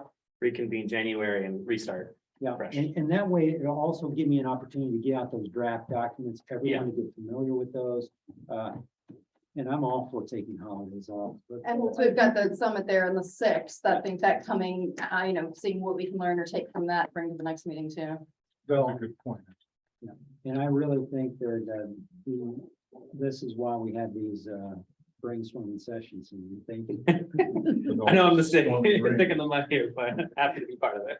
All right, now thanks everyone for attending. Thanks everybody online. And there was any hands raised or Robert or anyone on my screen. Oh, okay, so we may have lost something. Okay, well, thank you guys, and I look forward to the next meeting. I think it's going to be interesting what we can accomplish together, and we'll be talking about that. I promise to have, I think after meeting 1 or 2, lunch with Henry to talk about some of these, so I'll be having that fun. But thank you all. Thanks for coming out, and we'll probably be meeting in here again. I think this is a good format. If we get everyone here, it might get a little tight, but I think it's still a better place to meet.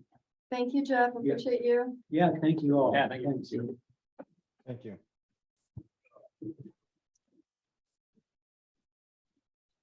You too. Yeah. Older, I just get more engaged. You're